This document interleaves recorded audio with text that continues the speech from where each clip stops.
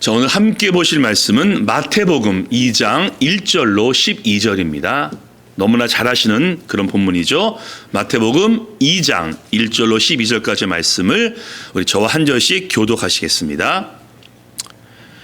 헤롯 왕 때 예수께서 유대 베들레헴에서 나심에 동방으로부터 박사들이 예루살렘에 이르러 말하되 유대의 왕은 나시니가 어디 계시냐? 우리가 동방에서 그의 머리를 보고 그에게 경배하러 왔노라 하니 헤롯 왕과 온 예루살렘이 듣고 소동한지라.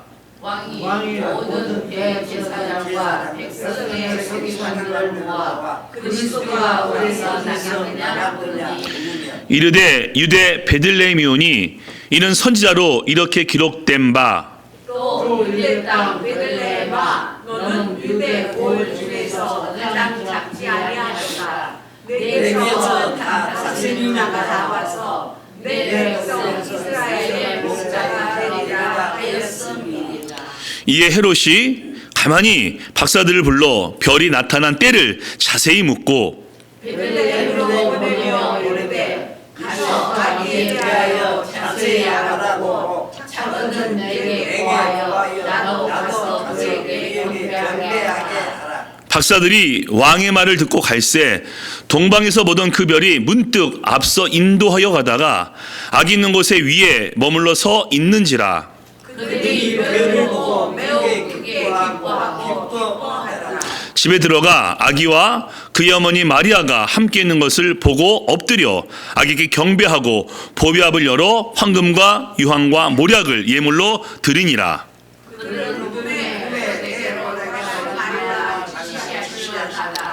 다른 길로 고국에 돌아다니라. 아멘. 오늘 이 본문으로 중심으로 성탄을 기다리는 사람들 시리즈 첫 번째입니다. 꿈의 지시함을 받아 말씀을 나눠보겠습니다. 사랑하는 교회 가족 여러분, 기다림이라는 말은 가슴 설레고 기분 좋은 말일 겁니다. 결혼식을 기다리고 있는 신랑 신부가 그날을 설레면서 기다리겠죠. 또 새 집을 사고 이사 날짜를 기다리면서 기분이 좋을 겁니다. 근데 기다림 중에도 힘들고 지친 기다림이 있습니다. 어떤 걸까요? 기약이 없는 기다림. 언제인지 모르는 기다림은 힘듭니다. 언제쯤 지금의 어려움과 고통이 없어질 수 있을까?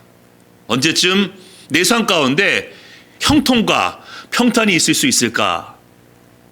라고 기약이 없을 때 힘듭니다. 물론 소망이 있습니다. 하나님을 믿기 때문에. 그런데 하나님께서는 때와 시간을 말씀하지 않으십니다. 대부분은. 그래서 무작정 기다려야 하니 힘들 수도 있을 겁니다. 자, 그런데 우리가 성탄은 어떤 마음으로 기다려야 할까요? 성탄은 우리가 기약을 알고 있습니다. 2020년 12월 넷째 주 주일이야 라고 알고 있습니다. 기약이 있죠. 그런데 너무나 오랜 시간 동안 수십 번 성탄절을 맞이했었습니다. 저도 이번에 설교를 준비하면서 보니까 성탄 설교로만 거의 25번 정도 했더라고요. 그래서 매년 맞이하고 수십 번 맞이하기 때문에 설레임과 큰 기대가 없을 수도 있다는 것입니다. 그래서 오늘 말씀을 통해서 성탄을 간절히 기다리고 기대한 자가 있으니 과연 그가 누구겠습니까? 여러분 아시겠지만 성경을 보면요, 예수님의 탄생 기사가 의외로 많지가 않습니다. 탄생 기사. 마가복음은요, 침례연의 사역을 시작으로 해서 예수님의 침례 받으심으로 곧장 넘어갑니다. 요한복음 1장에는 예수님의 탄생에 대한 해석과 의문이 있지만은 사건 자체는 기록이 없습니다. 곧장 침례받음으로 넘어갑니다. 마태복음과 누가복음에만 예수님의 탄생 기사가 기록되어져 있는데 마가복음도 족보로 시작되고 1장과 2장에서만 탄생을 소개하고 있고요. 누가복음은 2장에서 예수님의 탄생과 예수님의 12세를 소개하는 그 기록밖에는 없습니다. 그래서 본문이 많지 않기 때문에 설교로서 부담이 됩니다. 본문은 많지 않은데 성탄 설교를 매년 해야 됩니다. 추수감사절, 부활절, 고난주간, 성탄절 설교를 말이죠. 하지만 그럼에도 우리는 가슴 벅참으로 설렘으로 성탄을 기다려야 됩니다. 그래서 오늘부터 무려 4주 동안 성탄을 기다리는 사람들, 이러한 주제로 말씀을 나눌 것이고, 오늘 첫 번째 그 그룹이 동방 박사들입니다. 그래서 우리가 어떤 마음으로 성탄을 기다려야 되며 어떤 태도로 성탄을 준비해야 되는가를 오늘 말씀을 통해서 세 가지로 함께 나누어 보겠습니다. 자, 첫 번째입니다. 우리는 바라보아야 합니다. 자, 1절과 2절 말씀인데요. 헤로드 왕 때 예수께서 유대 베들레헴에서 나심에 동방으로부터 박사들이 예루살렘에 이르러 말하되 유대인의 왕으로 나신 이가 어디 계시냐? 우리가 동방에서 그의 별을 보고 그에게 경배하러 왔노라 하니. 이렇게 시작되죠. 자, 동방 박사들 많이 들어보셨죠? 자, 동방이 어디겠습니까? 페르시아, 바벨론, 혹은 애굽? 그런데 주석학자들의 대부분의 의견은 바벨론이 가장 유력합니다. 왜? 바벨론에는 유대인들이 많이 살고 있습니다. 끌려왔다가 예루살렘으로 돌아가기도 했지만은 많은 유대인들이 그곳에 정착했기 때문에 바벨론에 살고 있고, 그 유대인들에게 동방 박사들이 정보를 줬습니다. 구약이 뭔지 말씀을 들었고, 무엇보다 메시아에 대해서 이야기를 듣게 되면서 이들이 호기심을 갖게 되고 관심을 갖게 됩니다. 메시아가 누굴까라고 말이죠. 게다가 이들은 천문학과 점성술의 전문가들입니다. 동방 박사할 때 박사가 헬라어로 마고인데, 이는 주로 전문가에게만 쓰이는 그런 용어입니다. 마술사가 아니라 전문가입니다. 박사이기 때문에 별을 관측할 수 있고 자연의 모든 현상을 파악할 수 있는 전문가입니다. 그래서 유대인들의 메시아 예언을 마음속에 담으면서 별을 관측합니다. 메시아가 언제 오실까라고 말이죠. 그러던 어느 날 보지 못하던 별을 보게 되면서 그들은 확신합니다. 메시아가 오시는구나 라고 확신하게 되고, 바벨론에서 예루살렘까지의 먼 여행을 시작합니다. 거리가 얼마냐면요, 약 1500km, 거의 1000마일입니다.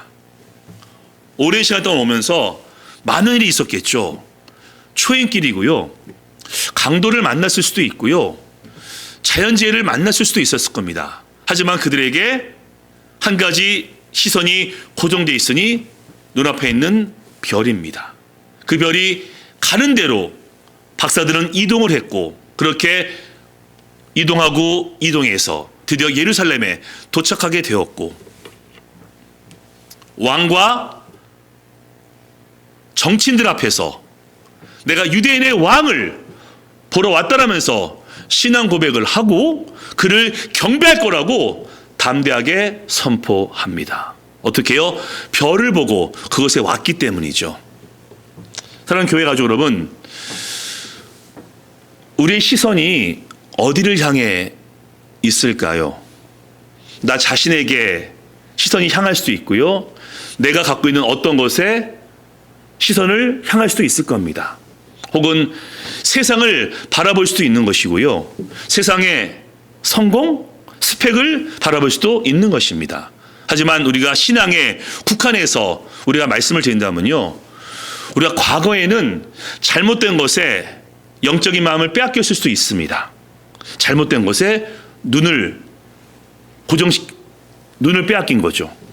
하지만 지금은 우리가 예수님께 시선을 고정시켰고 그분을 바라봄을 통해서 우리 모두가 구원받게 되었으니 얼마나 감사한지 모르겠습니다. 우리 눈이 다른 곳으로 계속 향하고 있다가 지금은 예수님께 고정이 되었고 그분을 바라보고 있기 때문에 우리가 구원받게 되었고 하나님의 자녀가 되었습니다. 그래서 여러분이 예배하고 있는 예수님을 바라보는 것은 바라봄인데, 올바른 바라봄, 진리의 바라봄인 것을 여러분 꼭 믿으시기 바랍니다. 아멘. 특별히 구원을 받은 이후에 얼마나 예수님을 바라보고 있습니까?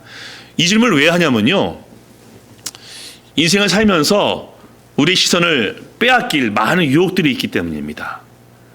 영적인 갈등으로 마음을 빼앗길 수도 있고, 세상의 어떤 것으로 예수님을 바라보고 있다가 다른 곳으로 눈을 돌릴 수 있기 때문에 우리는 늘 점검해야 됩니다. 나의 시선이 누구에게 고정되어 있는가, 나의 눈이 예수님께 고정되어 있는가를 늘 확인하셔야 됩니다. 이런 베드로가요, 예수님을 바라보았죠. 담대히 바다로 뛰어들었고 물 위를 걷습니다. 왜요? 예수님을 바라봤기 때문에.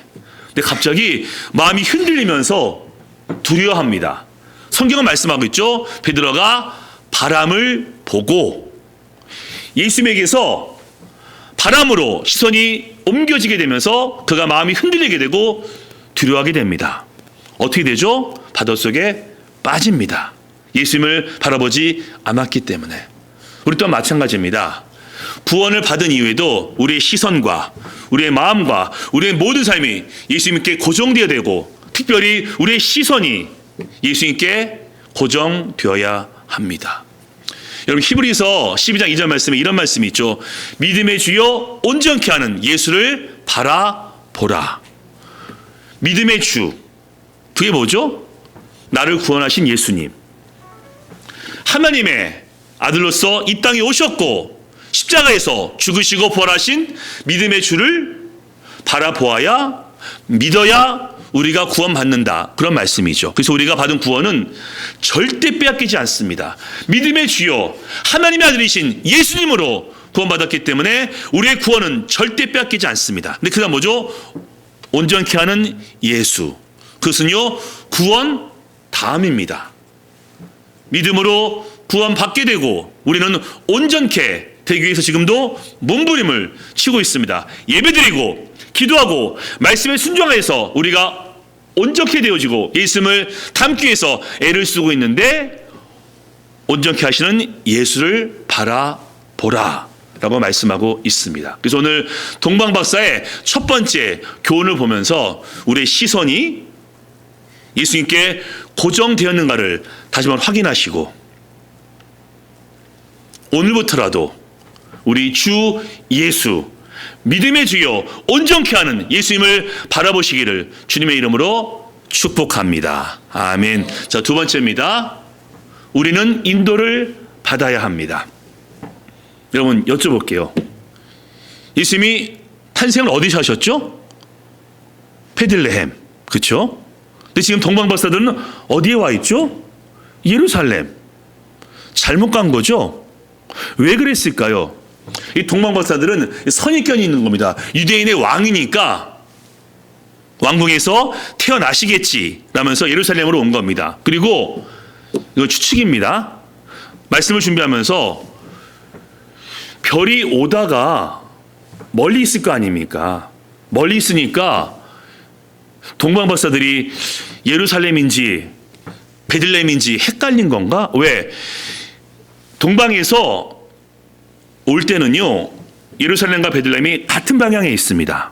그리고 두 도시가 10km밖에 차이가 나지 않기 때문에 별이 멀리 있으면 헷갈릴 수도 있었을 겁니다. 혹은 그때는 별이 보이지 않았나? 라고 생각을 해봤습니다. 그래서 왜 별이 안 보이지? 여기까지 왔는데? 근데 유대인의 왕이니까 예루살렘일 것이고 왕궁일 거야 라고 예루살렘에 왔는데 거기가 아니랍니다. 그래서 서기관들이 얘기해 주죠. 베들레헴에서 메시아가 탄생할 것이다 라는 말을 듣고서, 자, 그 다음 말씀입니다. 박사들이 왕의 말을 듣고 갈새 동방에서 보던 그 별이 문득 앞서 인도하여 가다가 악이 있는 곳에 위에 머물러 서 있는지라 그들이 별을 보고 매우 크게 기뻐하더라. 출발합니다. 베들레헴으로. 근데 별이 보여서가 아니라 서기관들이 얘기해 줍니다. 미가서 5장 말씀을 가지고 메시아가 베들레헴에서 날 것이라고 이야기해 줬고, 그 말을 듣고 출발을 했는데 다시 별이 보이기 시작합니다. 근데 그 별이 멀리 있는지 가까이 있는지 그건 정확히 모르겠습니다. 그런데 아마도 예수님께서 탄생하신 곳 위에 머물러 있으니 아마 처음보다는 좀 더 가까이 보이지 않았을까 한번 생각해 봅니다. 어쨌든 별이 머문 곳이 예수님께서 탄생한 곳임을 그들이 직감하고 그곳에 들어가서 드디어 예수님을 만납니다. 얼마나 기뻤을까요? 무려 1000마일의 여행을 했으니 몇 달 전에 출발했겠죠. 그렇게 오랫동안 왔는데 드디어 예수님을 보았으니 너무나 기뻐서 예수님을 경배하고 예수님께 황금과 유황과 몰약으로 하나님의 아들 주님의 탄생을 그렇게 기념합니다. 사랑하는 교회 가족 여러분, 꼭 기억하실 것이 있습니다. 여러분들 향한 하나님의 인도는 100% 확실함을 믿으시기 바랍니다. 하나님은 우리가 어떠하든지 우리의 모든 삶을 인도하심을 믿으시기 바랍니다. 그런데 문제가 우리입니다. 우리가 엉뚱한 방향으로 갈 수도 있다는 것입니다. 하나님의 인도는 확실한데 우리가 엉뚱한 곳으로 예루살렘으로 갈 수도 있다는 것입니다. 왜요? 별이 멀리 보여서 혹은 별이 안 보여서 이거죠. 하나님의 인도인지 아닌지 깨닫지 못하기 때문에 엉뚱한 방향으로 갈 수도 있고요. 혹은 나의 고집, 나의 선입견, 동방박사들이 선입견이 있었죠. 유대인의 왕이니까 메시아니까 왕궁에서 태어날 것이고 그럼 예루살렘이야 라고 마음을 결정했기 때문에 그리로 갑니다. 우리 또한 마찬가지죠. 내 속에 있는 어떤 고집과 선입견이 하나님의 인도를 보지 못한 채 엉뚱한 것으로 가게 할 수도 있다는 것입니다. 하지만 가장 큰 이유는 그건 저한테 해당되는 부분입니다. 부족하기 때문에. 하나님의 인도를 100% 깨닫고 하나님의 인도대로 살고 싶은데 부족해서 연약해서 엉뚱한 곳으로 가기도 합니다. 여러분은 어떠신가요? 하나님의 인도는 확실한데 우리가 다른 여러 가지 이유 때문에 자꾸 엉뚱한 곳으로 가기도 하죠. 아브라함도 그랬습니다. 아브라함도 기근이 있을 때 하나님께서 말씀하지 않았는데 애굽으로 갑니다. 잘못한 겁니다. 롯도 소돔의 화렴을 보고서 그곳이 죄악된 곳이고 타락된 곳인데 소돔으로 갑니다. 나오미도요, 기근 들었을 때 하나님의 말씀이 없었음에도 모압으로 가게 되었고 큰 어려움을 겪습니다. 여러분, 그게 우리 모습입니다. 상황 때문에, 환경 때문에, 내 선입견 때문에, 내 고집 때문에, 내 감정 때문에 하나님의 인도는 이쪽에 있는데 엉뚱한 곳으로 갈 수 있다는 것입니다. 자, 이것을 정당화하는 것이 아니라 우리가 그만큼 부족하기 때문입니다. 근데 결국은 오늘 보셨죠? 동방 박사들이 본인들의 선입견과 고집으로 예루살렘에 갔지만 하나님은 결국 인도하여 베들레헴으로 오게 하시고 바로 거기에서 아기 예수를 만나게 하셨습니다. 그래서 아브라함도 하갈과 동침하는 죄를 범했지만 결국은 이삭을 낳게 하셨고 믿음의 조상이 되게 하십니다. 이스라엘 백성도 불순종하여 광야에서 40년을 방황했지만은 하나님은 결국은 그들을 가나안 땅으로 인도하십니다. 다윗은요 10년 동안 사울에게 쫓겼지만은 결국 다윗을 이스라엘의 왕으로 세워 주십니다. 우리 또한 마찬가지입니다. 신앙생활에서 믿음 생활에서 시행착오가 없는 그런 사람이 어디 있겠습니까? 우리 다 잘못합니다. 실수도 하고요. 어떤 부분은 나의 잘못 때문에 그럴 수도 있지만은 우리의 부족함 때문에, 우리 한계 때문에 그럴 수도 있습니다. 그런데 그럼에도 하나님은 우리를 주의 뜻 가운데 인도하심을 기대하시고 믿으시기 바랍니다. 그게 하나님의 은혜죠. 그래서 우리 모습 보게 되면은 지금도 부족하지만은 점점 더 성숙하고 있고, 점점 더 예수님을 닮아가고 있고, 그리고 이렇게 예배하면서 하나님을 찾기 위해서 몸부림치고 있지 않습니까? 그게 비록 예루살렘에도 가지만은 하나님 인도에 따라 베들레헴으로 가게 하시는 하나님의 은혜이기 때문입니다. 무엇보다 확실한 것은 하나님은 우리를 천국으로 인도하심을 믿으시기 바랍니다. 그래서 시편 37편은 이렇게 말씀하고 있습니다. 여호와께서는 사람의 걸음을 정하시고 그의 길을 기뻐하시나니, 이 부분입니다. 그가 넘어지나 아주 엎드리지 아니함은 여호와께서 그의 손으로 붙드심이라. 아멘. 저와 같이 우리의 모든 삶도 예수님께서 인도하시고 그분을 바라보게 하심을 믿으시기 바랍니다. 아멘. 자, 오늘 가장 중요한 얘기입니다. 그럼 어떻게 해야지 끝까지 예수님을 바라볼 수 있는 것이며 천국에 갈 때까지 하나님의 인도를 받을 수 있는 겁니까? 이게 오늘 가장 중요한 키포인트입니다. 자, 세 번째입니다. 우리는 따라야 합니다. 아멘. 자, 오늘 말씀을 보시게 되면요, 동방박사들이 베들레헴에 와서 예수님을 만나기까지 많은 징검다리가 있었습니다. 첫 번째는요, 그 바벨론에서 만났던 유대인들에게 메시아 얘기를 들었죠. 구약에 예언된 메시아가 올 것이라는 유대인들의 그 확신을 그들이 듣게 되었고 별을 관측합니다. 그리고 그 별을 보게 되면서 이스라엘까지 오게 되었죠. 근데 여러분, 별은요 누구나 볼 수 있는 겁니다. 물론 천문학자가 아닌 사람들은 깨달을 수 없었겠지만은 별은 모든 사람들이 다 볼 수 있고 관심만 있으면은 다 볼 수 있는 겁니다. 별의 도움 받았죠. 그리고 예루살렘에 왔더니 서기관들이 또 가르쳐 줍니다. 예루살렘이 아니야. 구약 말씀에 베들레헴에서 탄생할 거라고 말씀했으라면서 또 도움을 받습니다. 우리가 세상에 살면서 하나님을 믿지 않는 분들에게도 도움을 받고 삽니다. 왜? 이 땅에 있기 때문에.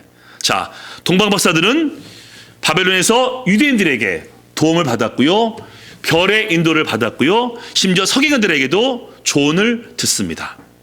근데 마지막 가장 중요한 인도함이 있었죠. 자, 그 다음 말씀 보시겠습니다.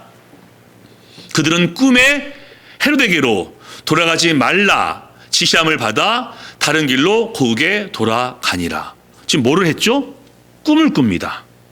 꿈은 모든 사람이 다 꾸는 게 아닙니다. 지금 하나님께서 동방 박사들에게만 꿈을 꾸게 하십니다. 즉 보편적인 일반적인 별의 은총과 사람들의 도움이 있었지만은 지금만큼은 특별하게 꿈에 동방 박사들에게 말씀해 주십니다. 내용이 뭐죠? 헤로데게로 돌아가지 말라. 헤롯이 뭐라고 했죠? 돌아와 달라. 돌아오면은 나도 아기 예수를 경배하겠다. 죽이겠다는 거죠. 죽이겠다. 아마 이때 헤롯이 동방 박사들한테 상금을 약속하지 않았을까요? 돌아오게 되면은 내가 보상할게 라고 말이죠. 근데 꿈의 지시함을 받고, 정확히는 하나님의 말씀을 듣고 아기 예수님의 아버지이신 하나님의 말씀을 듣고 고국으로 돌아갑니다. 하나님을 따른 거죠. 사랑하는 교회 가족 여러분, 우리가 누구를 따라야 되겠습니까? 예수 그리스도. 정리해 보겠습니다. 예수님을 바라본다. 믿음의 시작입니다. 구원이죠. 하나님의 인도, 구원을 받은 자에게 주신 하나님의 약속입니다. 내가 평생 너를 인도하겠다. 그러면 끝까지 하나님을 바라보시고 하나님의 인도를 계속 받으시려면요, 우리는 끝까지 예수님을 따라야 됩니다. 예수님, 하나님의 말씀. 아담과 하와는요, 하나님 말씀을 들었습니다. 선악과를 먹지 말라 라고 분명히 들었건만 마귀가 유혹했죠. 하나님이 될 것이다 라고 유혹을 했고 선악과를 따먹습니다. 그 결과 쫓겨나게 되고 죽음을 맞이하게 됩니다. 반면 출애굽기 1장 말씀 보시면요, 히브리 산파 십브라와 부하가 나옵니다. 바로 왕, 애굽의 왕이 두 산파에게 명령합니다. 이스라엘 여인이 아이를 낳았는데 아들이면 죽이라 라면서 경고, 협박, 엄포를 놓습니다. 근데 두 여인이 어떻게 하죠? 아이들을 죽이지 않습니다. 왜? 성경은 말씀합니다. 하나님을 경외했기 때문에, 하나님을 따른 거죠. 그래서 그 여인들의 가문이 흥왕하게 됩니다. 우리 또한 마찬가지입니다. 늘 선택을 해야 됩니다. 하나님을 따를 것인가, 나를 따를 것인가, 하나님의 말씀을 따를 것인가, 나의 정보와 나의 경험과 나의 감정과 나의 본능을 따를 것인가, 성경적인 방법을 따를 것인가, 아니면은 세상적인 방법을 따를 것인가, 우리는 늘 고민하고 결단하셔야 됩니다. 만약에 구원을 받았지만은 주님의 길로 가지 아니하고 예수님을 따르지 아니하면은 우리는 엉뚱하게도 예루살렘으로 갈 수도 있기 때문이고, 거기에 머물러서 하나님의 은혜를 누리지 못할 수도 있기 때문입니다. 그래서 오늘 성경은 우리에게 중요한 교훈하면서 성탄을 이렇게 기다릴 것을 말씀하고 있습니다. 예수를 바라보라. 하나님의 인도하심을 확신하라. 그러기 위해서 예수님을 따르라. 아멘. 자, 이제 그러한 본이 되는 동시대 인물 3명을 소개하면서 말씀을 정리하겠습니다. 모세입니다. 하나님께서 모세에게 애굽에 가라 라고 명령하셨죠. 근데 말씀을 듣고 순종해서 애굽에 갔기 때문에 애굽에서 놀라운 기적을 경험하게 되었고 출애굽을 경험하게 됩니다. 여호수아에게 말씀하십니다. 말씀에 순종해라 라고 명령하셨고, 여호수아가 그 말씀에 순종했기 때문에 여리고 성이 무너지게 됐고 가나안 땅을 정복하게 됩니다. 또 한 명 있죠. 갈렙.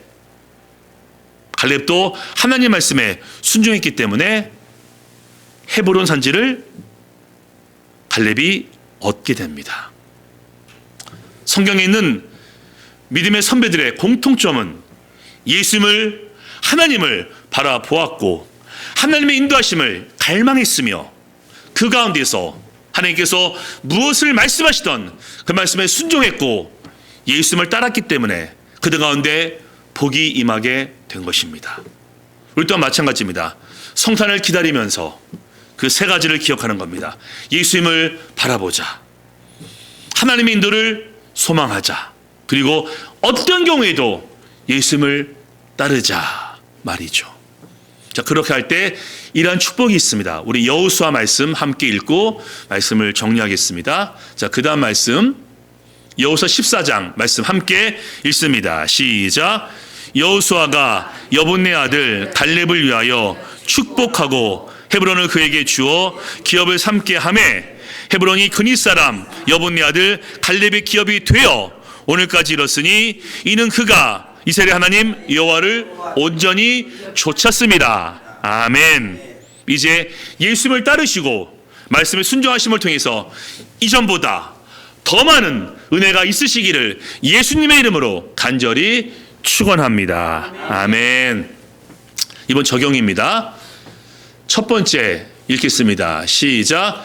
새로운 기대감으로 성탄을 기다리자. 우리 첫 번째 맞이하는 성탄인 것처럼 기다리는 겁니다. 두 번째 읽겠습니다. 시작. 예수님을 따르며 말씀대로 살아보자.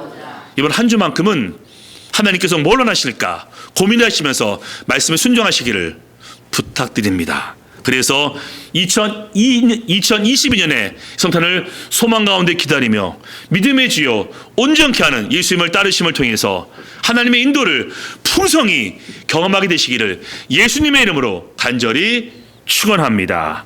아멘.